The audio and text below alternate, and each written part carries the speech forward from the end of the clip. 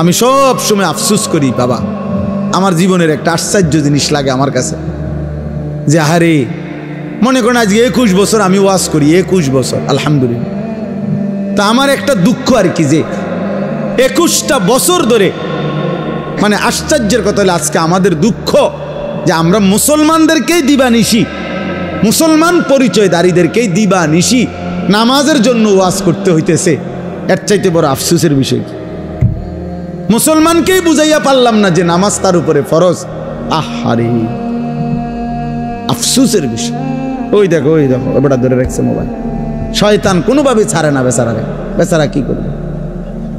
না, ইবলিস তাকে ছাড়েই না, ইবলিস তাকে ছাড়ে না। সে কি করবে? কোরআনে আছে, আল্লাহ তাআলা বলছে ইবলিস 24 ঘন্টা ফাইন্নাহু ইয়া'মুরু বিল ফাহশাই ওয়াল মুনকার।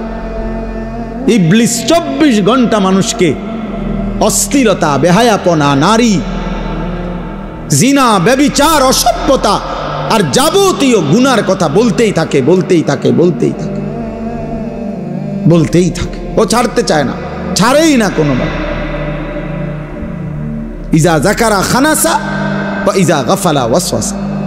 নবী বলছেন শয়তান সারাক্ষণ উৎপেতে থাকে। যখনই কোনো বান্দা আল্লাহর জিকির করে শয়তান একটু দূরে সরে যায়, যখনই জিকির বন্ধ করে অমনোযোগী হয় শয়তান আবার গুনাহের ওয়াসওয়াসা দিতে থাকে, ওয়াসওয়াসা দিতে থাকে। তোমাকেও, আমাকেও, জওয়ানকেও, বুড়াকেও। এই জন্য 60 বছরের চাচারও বিড়িখানা শেষ হয় না।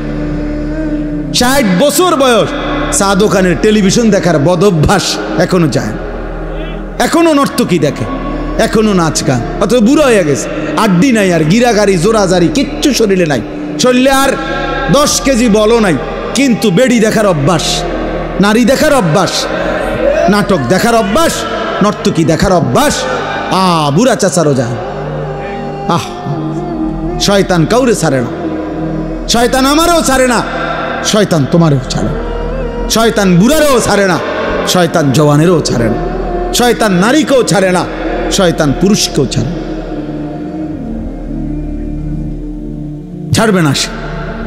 বরং আমাদের দায়িত্ব শয়তানকে ছাড়ার চেষ্টা করা, আমাদের দায়িত্ব,